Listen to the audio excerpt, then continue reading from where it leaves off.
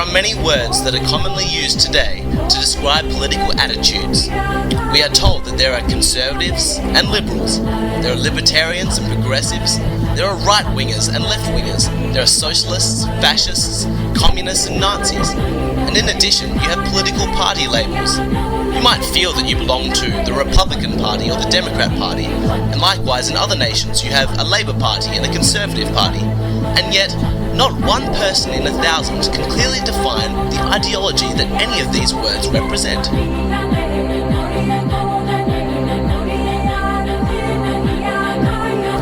They are used primarily as labels to impart an aura of either goodness or badness, depending on who uses the words and what emotions they trigger in their minds.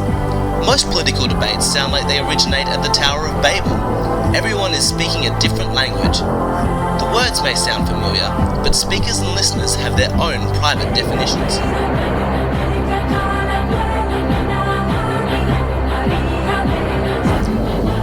If we are to make sense of the political agendas that dominate our planet today, we must not allow our thinking to become contaminated by the emotional load of the old vocabulary, because once the definitions are commonly understood, most of the disagreements come to an end. To the amazement of those who thought they were bitter ideological opponents, they often find they are actually in basic agreement.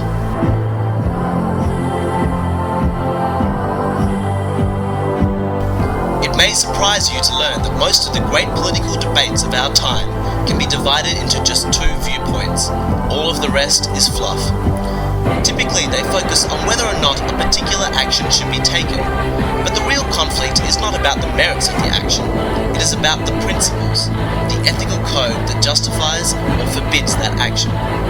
It is a contest between the ethics of collectivism on the one hand and individualism on the other. Those are words that have meaning, and they describe a philosophical chasm that divides the entire Western world.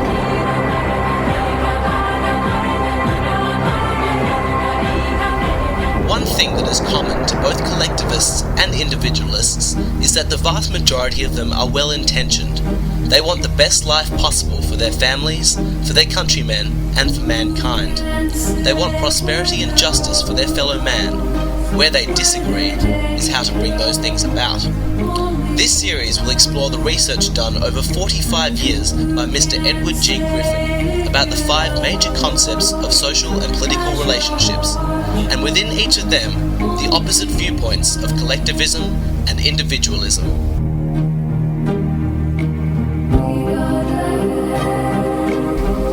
The first of these concerns the origin and nature of human rights. Part 2 of this series will show where rights are derived from. Does an individual have rights simply because a law guarantees them? It is important to determine where rights originate from, both for governments and individuals, because the universal rule is, a right's source determines their nature. Where does the justification for protecting those rights come from? And where does an individual or government claim their authority from when they exert force over others in protecting those rights?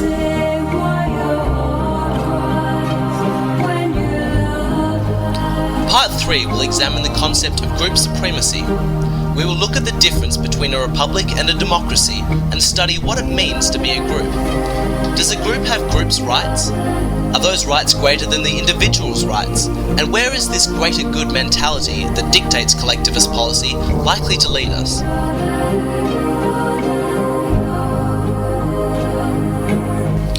In Part 4, we look to the divide between collectivism and individualism regarding coercion versus freedom, primarily a question of charity. The issue of charity is a two-part question. First, what is to be achieved, and then how to achieve it. As mentioned earlier, both sides generally agree on the first part of the question, that charity is good and that we should help less fortunate individuals. However, they disagree on how they should be helped. Collectivists favour a Robin Hood syndrome, using government and taxes to redistribute wealth, and paint individualists as selfish for objecting to this. Individualists, on the other hand, advocate voluntary actions, and feel that such use of force undermines the truth of the term charity.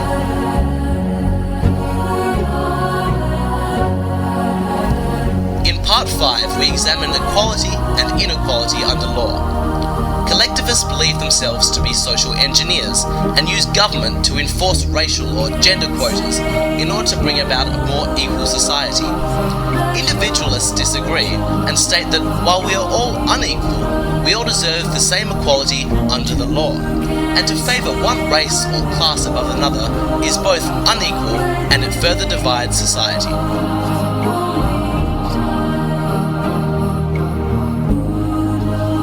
The final part of this series explores the proper role of government, the difference between an individualist and collectivist state, and where each government will take its society.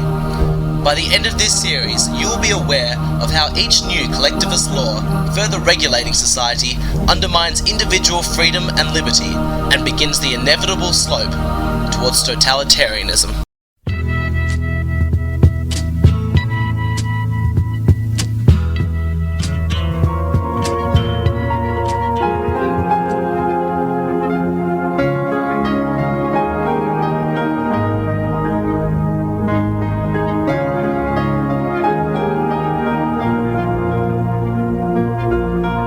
Collectivists and individualists both agree that human rights are important, but they differ over how important compared to other values, and especially over the origin of those rights.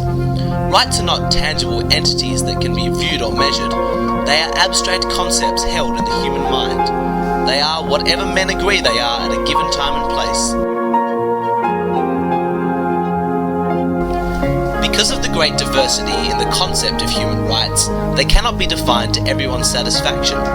However, if we wish to live in a culture with the optimum amount of personal freedom, then we must be serious about a preferred definition of human rights.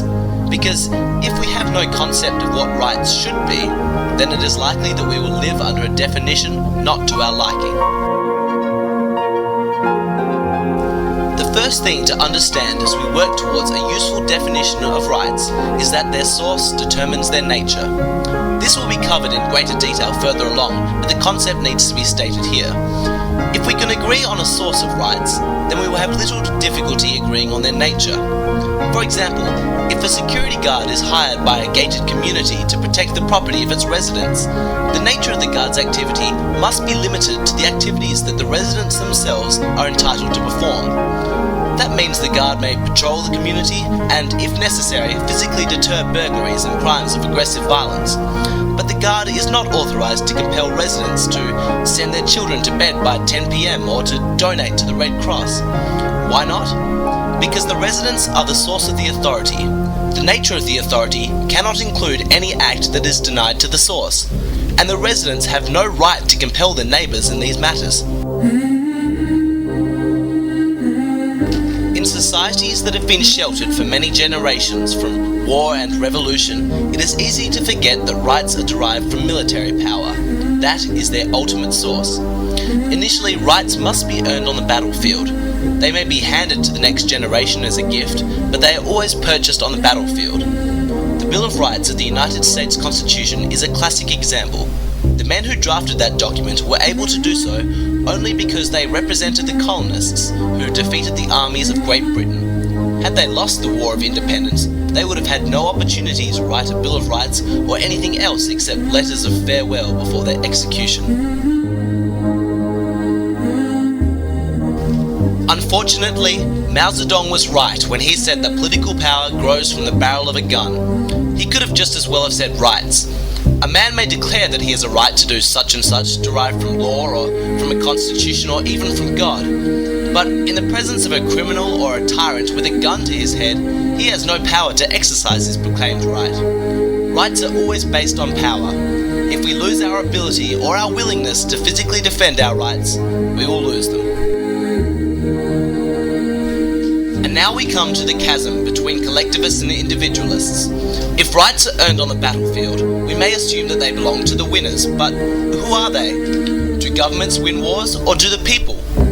If governments win wars and people merely serve them, as in medieval times, then governments hold the rights and are entitled to grant or deny them to the people. On the other hand, if people win wars and governments merely serve them in this matter, then the people hold rights and are entitled to grant or deny them to governments. If our task is to define rights as we think they should be in a free society, then we must choose between these two concepts.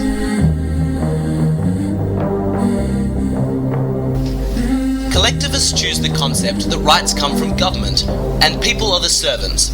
Individualists are nervous about this assumption because if the state has the power to grant rights, it also has the power to take them away, and that concept is incompatible with personal liberty. The view of individualism was expressed clearly in the United States Declaration of Independence, which said, "We hold these truths to be self-evident, that all men are created equal, that they are endowed by their Creator with certain unalienable rights, that amongst these are life, liberty, and the pursuit of happiness, that to secure these rights, governments are instituted among men." The assumption is that rights are the innate possession of the people. The purpose of government is not to grant rights, but to secure them and protect them. By contrast, all collectivist political systems embrace the opposite view that rights are granted by the state. That includes the Nazis, fascists, and communists. It is also a tenet of the United Nations. Article 4 of the UN Covenant on Economic, Social, and Cultural Rights says, "The states parties to the present covenant recognize that, in the enjoyment of those rights provided by the state may subject such rights only to such limitations as are determined by law." I repeat, if we accept that the state has the power to grant rights, then we must also agree that it has the power to take them away. Notice the wording of the UN Covenant. After proclaiming that rights are provided by the state, it then says that those rights may be subject to limitations as are determined by law. In other words, the collectivists of the United Nations presume to grant us our rights, and when they are ready to take them away, all they need to do is pass a law authorizing it. Compare that with the Bill of Rights in the United States Constitution. It says that Congress shall pass no law restricting the rights of freedom of speech or religion, peaceful assembly, the right to bear arms, and so forth, not except as determined by law, but no law. The United States Constitution embodies the ethic of individualism. The United Nations embodies the ethic of collectivism, and what a difference it makes. We can see that individualists believe that the state cannot have any legitimate powers unless they are given it by the citizens. Another way of putting it is that governments may only do things that their citizens also have a right to do. If individuals don't have the right to perform a certain act, then they can't grant that power to their elected representatives. They can't delegate what they don't have. It makes no matter how many of them there may be. If none of them have a specified power to delegate, then a million of them don't have it either. Let us use an extreme example of three men afloat at sea, struggling over a piece of debris that will only support two of them. Both collectivists and individualists would say that the two men would be justified in overpowering the third. The collectivist points out the greater good for the greater number. However, if we simplify the example so that there are only two men and the debris will only support one of them, we can see that the individual would still be justified in overpowering the other, because the right to self-survival is paramount. We can then see that in the original example, there is no need for any group right to justify overpowering the third individual. When each man acts, they do it for their own individual right of self-survival. Using physical force to protect our lives, liberty, and property is a legitimate function of government because that power is derived from the people as individuals. It does not arise from the group. Here is a more typical example. If government officials decide one day that no one should work on a Sunday, and even assuming the community generally supports their decision, where would they get the authority to use the police power of the state to enforce such a decree? Individual citizens don't have the right to compel their neighbours not to work, so they can't delegate that right to the government. So where then would the state get the authority? The answer is that it would come from itself. It would be self-generated. When governments claim to derive their authority from any source other than the governed, it always leads to the destruction of liberty. Preventing men from working on a Sunday would not seem to be a great threat to freedom, but once the principle is established, it opens the door for more edicts, and more until freedom is gone. If we accept that any state or any group has the right to do things that individuals alone do not have the right to do, then we have unwittingly endorsed the concept that rights are not intrinsic to the individual, and that they in fact do originate with the state. Once we accept that, we are on the road to tyranny. As we shall see in Part 2, collectivists are not concerned over such picky issues. They believe that governments do in fact have powers greater than those of the citizens, and the source of those powers, they say, is not the individuals within society, but society itself, the group to which the individuals belong.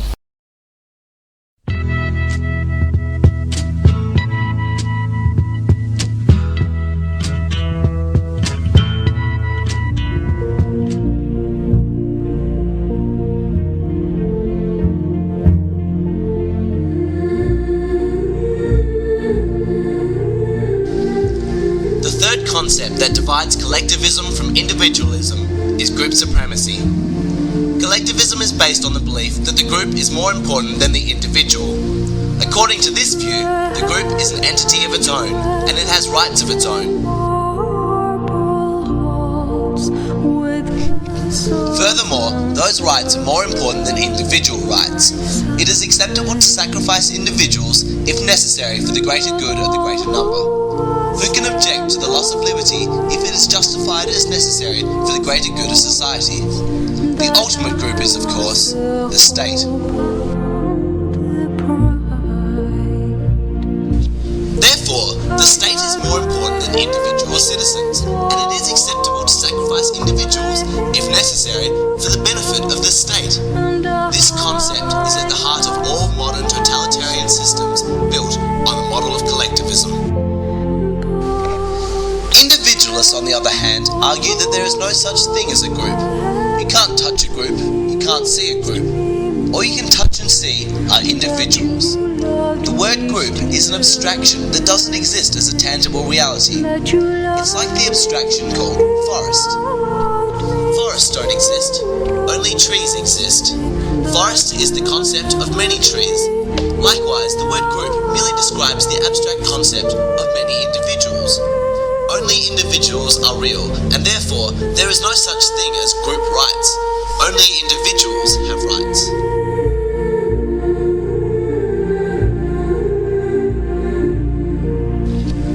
Just because there are many individuals in one group and only a few in another does not give a higher priority to the individuals in the larger group, even if you call it the state. A majority of voters do not have more rights than the minority. Rights are not derived from the power of numbers. They do not come from the group. They are intrinsic with each human being. When someone argues that individuals must be sacrificed for the greatest good of society, what they are really saying is that some individuals are to be sacrificed for the greater good of other individuals. The morality of collectivism is based on numbers. Anything may be done so long as the number of people benefiting is supposedly greater than the number of people being sacrificed. I say supposedly because, in the real world, those who decide who is to be sacrificed don't count fairly. Dictators always claim that they represent the greater good of the greatest number, but in reality, they and their support organizations usually comprise less than 1% of the population. The theory is that someone has to speak for the masses and represent their best interest, because they are too dumb to figure it out for themselves. So collectivist leaders, wise and virtuous as they are, make the decisions for them. It is possible to explain any atrocity or injustice as a necessary measure for the greater good of society. Many totalitarians always parade themselves as humanitarians.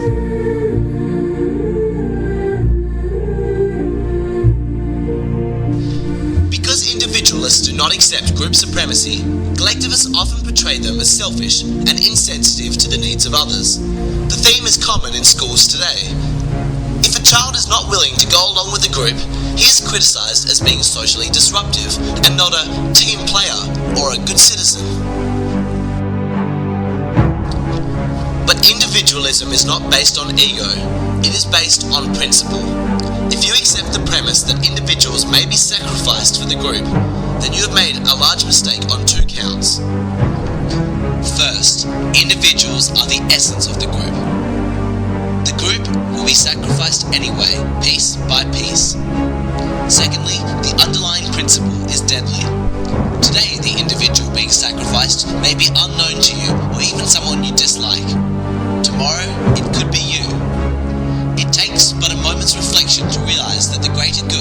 greater number is not achieved by sacrificing individuals, but by protecting individuals.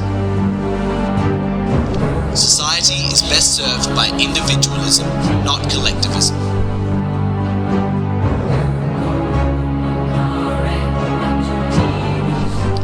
We are dealing here with one of the reasons people make a distinction between republics and democracies. In recent years, we have been taught to believe that democracy is the ideal form of government. Supposedly, that is what was created by the American Constitution. But closer examination of the documents and speech transcripts of the men who wrote the Constitution, you find that they spoke very poorly of democracy. They said in plain words that democracy was one of the worst forms of government, and so they created what they call a republic. That is why the word democracy doesn't appear anywhere in the American Constitution. And when Americans pledge allegiance to the flag, it's to the republic for which it stands, not the democracy. The reason this is important is that the difference between a democracy and a republic is the difference between collectivism and individualism. In a pure democracy, the majority rules. Consider a lynch mob. There is only one person with a dissenting vote, and he's the man at the end of the rope. That is pure democracy in action. A republic is a government based on the principle of limited majority rule, so that the minority, even a minority of one, will be protected from the whims and passions of the majority. Republics are often characterized by written constitutions that spell out the rules to make that possible. That was the function of the American Bill of Rights, which is nothing more than a list of things that the government may not do. It says that Congress, even though it represents the majority, shall pass no law denying the minority their rights to free exercise of religion, freedom of speech, peaceful assembly, the right to bear arms, and other unalienable rights. These limitations on majority rule are the essence of a republic, and they are also at the core of the ideology called individualism. Here is another major difference between these two concepts. Collectivism on the one hand supports any government action so long as it can be said to be for the greater good of the greater number, and individualism on the other hand, defending the rights of the minority against the passions and greed of the majority. In the next part of this series, we look to the divide over coercion versus freedom. We will examine the collectivist morality that justifies the use of force to deprive individuals from their private property if it is for charitable reasons. We will also look at the individualist morality that believes that voluntary actions are at the core of the term charity.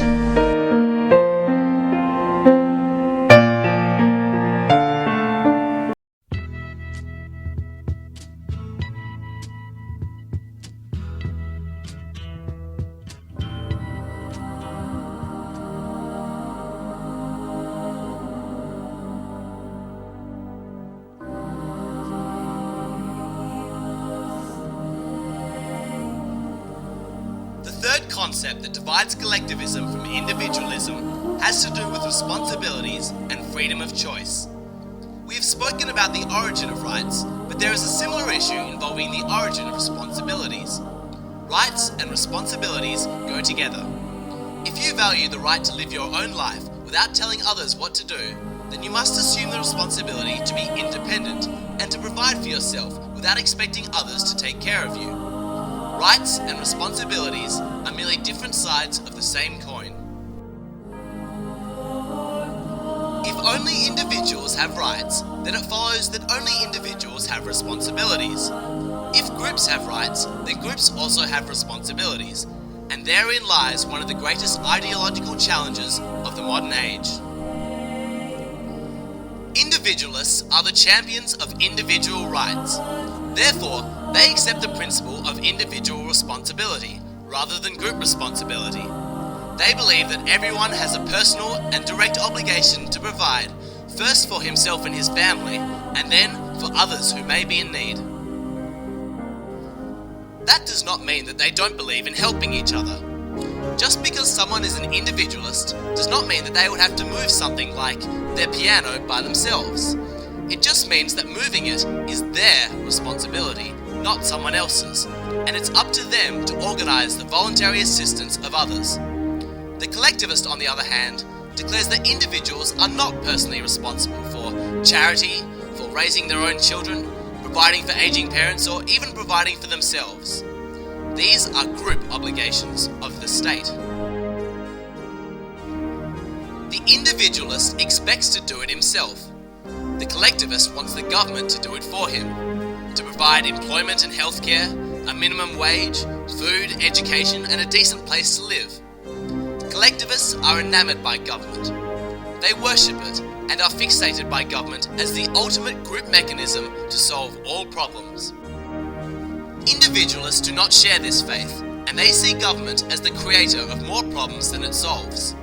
They believe that freedom of choice will lead to the best solution of social and economic problems by comparing millions of ideas and efforts, each one subject to trial and error and competition. The results are far superior to what can be achieved by a group of politicians or a committee of so-called wise men. By contrast, collectivists do not trust freedom. They are afraid of freedom.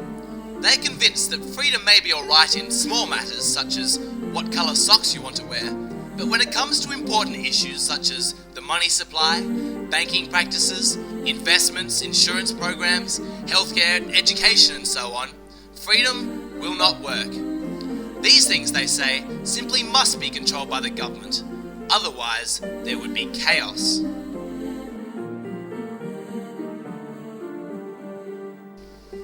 There are two reasons for the popularity of that concept.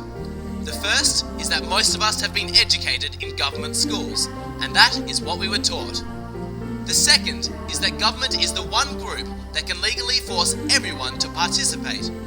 It has the power of taxation, backed by jails and force of arms, to compel everyone to fall in line, and that is a very appealing concept to the intellectual who pictures himself as a social engineer. They believe it is their obligation to mankind, as the enlightened ones, to make decisions on the behalf of society, for most are too dumb to know what their own best interests are. Individualists also believe that they are right, and that the masses seldom do what they should. But they do not accept that you can force people to comply with your will. To do this would be to establish a principle that would open the door for others, representing larger groups, to compel them to act as they decree, and that would be the end of freedom. One of the quickest ways to spot a collectivist is to see how he reacts to public problems. No matter what bothers him on his daily routine, whether it's littering the highway, smoking in public, dressing indecently, bigotry, or even sending out junk mail, his immediate response is, there ought to be a law. Of course, the professionals in government who make a living from coercion are more than happy to cooperate. The consequence is that government just keeps growing and growing. It is a one-way street. Every year there are more and more laws and less freedom. Each law by itself seems relatively benign, justified by some convenience or for the greater good of the greater number. But the process continues indefinitely, until government is total and freedom is dead. Bit by bit, the people themselves become the solicitor of their own enslavement. A good example of this collectivist mindset is the use of government to perform actions of charity. Most people believe that we have a responsibility to help others in need, but what about those who disagree? Those who couldn't care less about the needs of others? Should they be allowed to be selfish while the rest of us are so generous? The collectivist sees people like this as justification for the use of coercion, because the cause is so worthy.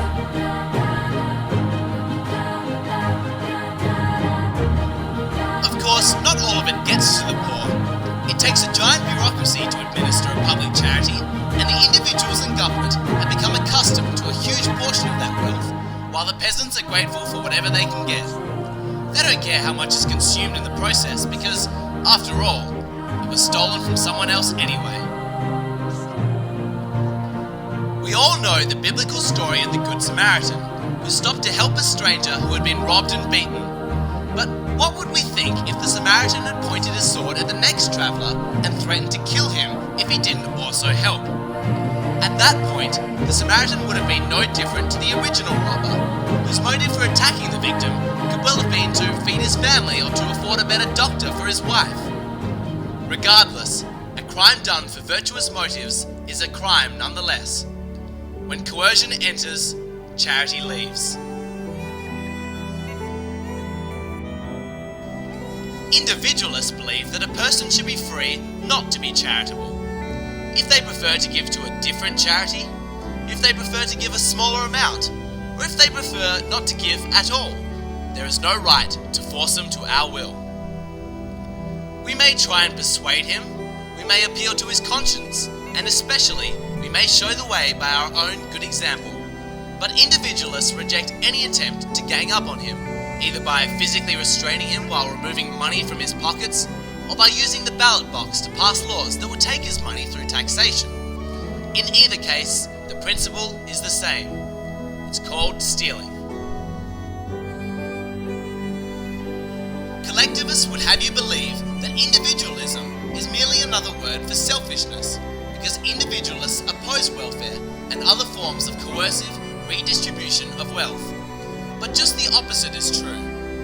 Individualists advocate true charity, which is the voluntary giving of their own money, while collectivists advocate the coercive giving of other people's money, which is of course why it's so popular.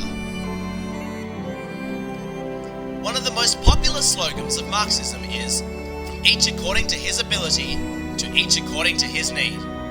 That is the cornerstone of theoretical socialism, and it is very appealing, but it is an incomplete concept.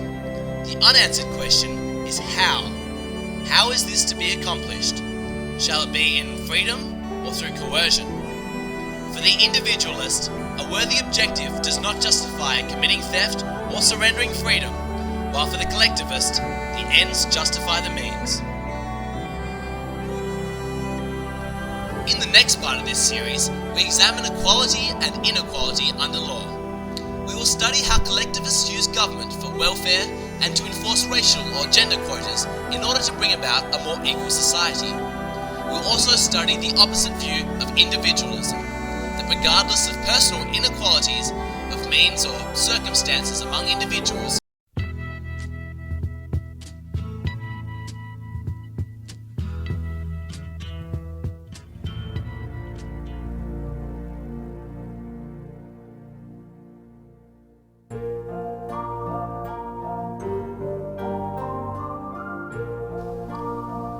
concept that divides collectivism from individualism has to do with the way that people are treated under the law. Individualists believe that no two people are exactly alike, and that each one is superior or inferior to others in a huge variety of ways, but that under the law, they should all be treated equally. Collectivists believe that the law should treat people unequally in order to bring about desirable changes in society. They view the world as tragically imperfect. They see poverty and suffering and injustice, and they conclude that something must be done to alter the forces that have produced these effects. They think of themselves as social engineers who have the wisdom to restructure society to a more humane and logical order. To do this, they must interfere in the affairs of men at all levels and redirect their activities according to a master plan. That means they must redistribute wealth and use the police power of the state to enforce prescribed behaviour. The consequence of this mindset can be seen everywhere in society today. Almost every country in the world has a tax system designed to treat people unequally depending on their income, their marital status, the number of children they have, their age, and even the type of investments they may have. The purpose of this arrangement is to redistribute wealth, which means to favour some classes over others. In some cases, there are bizarre loopholes written into the tax laws just to favour one corporation or one politically influential group. Other laws provide tax exemption and subsidies to favoured groups or corporations. Inequality is the sole purpose of these laws.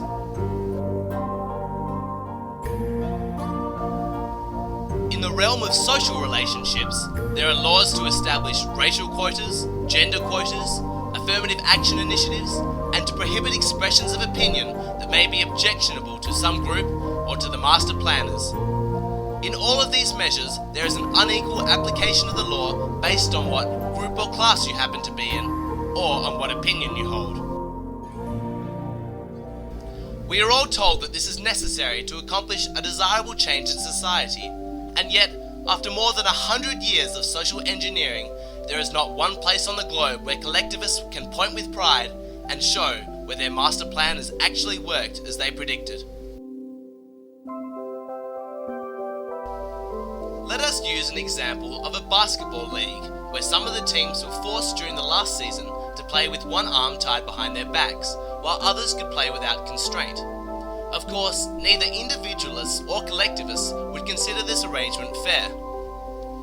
Now, suppose that someone proposed that for the next several seasons, those teams whose players have been untied were now to play all of their games with an arm tied behind their backs, while those who had been tied up now had both arms free. Is the arrangement now fair?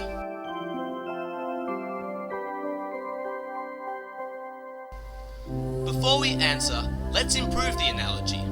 Let's observe that there has been a complete turnover of players. All those who played in the first set of games have retired. The current players, therefore, are newcomers, none of whom were involved with the original practice. Let's ask again, is the arrangement now fair? It is important to identify one crucial premise in this example. It identifies the players as individuals rather than members of a collective team.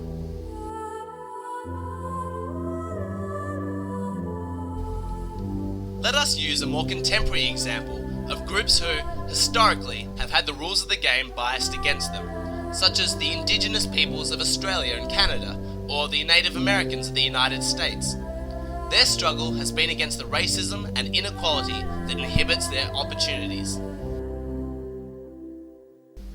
Both collectivists and individualists would agree that the rules of the game need to be changed, so that they can play with both hands untied. But what would we say if collectivists went even further and changed the rules so that ancestors of native people were guaranteed employment, given welfare payments, or even made exempt from paying taxes just because they belong to the group, regardless of how well off the individual may be?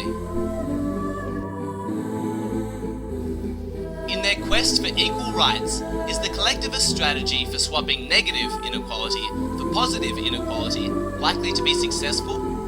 The individualist believes that this path breeds further resentment as it continues the fostering of a society that only sees each other as members of groups, eternally different and forever struggling for preferential treatment under the law at the expense of others. There have been many books written about the collectivist utopia, but they have never materialized in the real world. Wherever collectivism has been applied, the results have always been more poverty than before, more suffering than before, and certainly more injustice than before. Individualism is based on the premise that all citizens should be equal under law, regardless of their religion, their race, their gender, their lifestyle, or their political opinion. No class should be given preferential treatment, regardless of the merit or the popularity of its cause. To favour one class over another is not equality under law. In the final part of this series, we explore the proper role of government. We look at the difference between an individualist and a collectivist state, and where each government will take its society.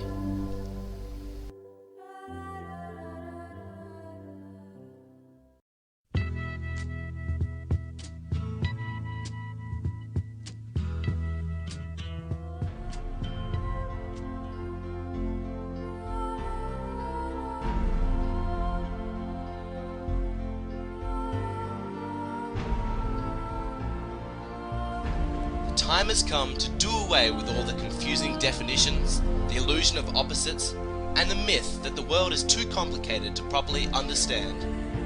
All of these issues are far more simple than we could have imagined. There is the approach of collectivism and the approach of individualism. Now that we have examined the true origin of human rights, the fallacy of group supremacy, the immorality of using coercion, and the need for equality under law, one question remains. What is the proper role of government? Collectivists believe that the proper role of government should be positive, that the state should take the initiative in all aspects of the affairs of men, that it should be aggressive, lead, and provide. It should be the great organizer of society. Individualists believe that the proper function of government is negative and defensive. It is not to provide, but to protect. For if the state is granted the power to provide for some, it must also be able to take from others. And once that power is granted, there are those who will seek it for their advantage. It always leads to legalized plunder and the loss of freedom. If the government is powerful enough to give us everything we want, it is also powerful enough to take from us everything we have. Therefore, the proper function of government is to protect the lives, liberty, and property of its citizens, and nothing more. We hear a lot today about right-wingers versus left-wingers, but what do these terms really mean? For example, we are told that communists and socialists are at the extreme left, and that Nazis and fascists are on the extreme right.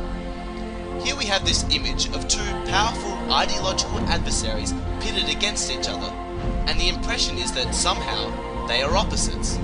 But what is the difference? They are not opposites at all. They are the same.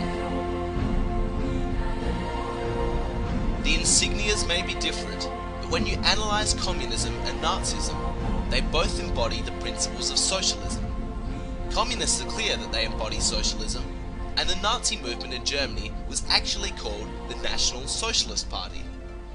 Communists believe in international socialism, whereas Nazis advocate national socialism. Communists promote class hatred and class conflict to motivate loyalty and the blind obedience of their followers, whereas the Nazis use race conflict and race hatred to accomplish the same objective. Other than that, there is no difference between communism and Nazism. They are both the epitome of collectivism, and yet we are told that they are supposedly at opposite ends of the spectrum. There is only one thing that makes sense in constructing a political spectrum, and that is to put zero government at one end of the line and 100% at the other. Now we have something that we can comprehend. Those who believe in zero government are the anarchists, while those who believe in total government are the totalitarians. With that definition, we find that communism and Nazism are together at the same end. They are both totalitarian. Why? Because they are both based on the model of collectivism. Communism, Nazism, fascism and socialism all gravitate towards bigger and bigger government because that is the logical extension of their common ideology. Under collectivism, all problems are the responsibility of the state and must be solved by the state. The more problems there are, the more powerful the state must become. If you accept the principle that government must solve society's problems, you get on the slippery slope and there is no place to stop until you reach all the way to the end of the scale, which is total government. Regardless of what name you give it, regardless of how you relabel it to make it seem new or different, collectivism is totalitarianism. In fact, the straight line concept of a political spectrum is somewhat misleading. It is really a circle. You can take the straight line with 100% government at one end and zero at the other, bend it round and touch the ends at the top. Now it is a circle because under anarchy, when there is no government, you have absolute rule by those with the biggest fists and the most powerful weapons. So you jump from zero government to totalitarianism in a flash. They meet at the top. When dealing with a circle, the only logical place for us to be is somewhere in the middle of the extremes. We need social and political organisation, of course, but it must be built on individualism, an ideology with an affinity to that part of the spectrum with the least amount of government possible. instead of collectivism, with an affinity at the other end of the spectrum with the most amount of government possible. That government is best which governs least. There's something happening here. What it is ain't exactly clear. There's a man with a gun over there, telling me I got to beware. I think it's time we stop. Children, what's that sound? Everybody look what's going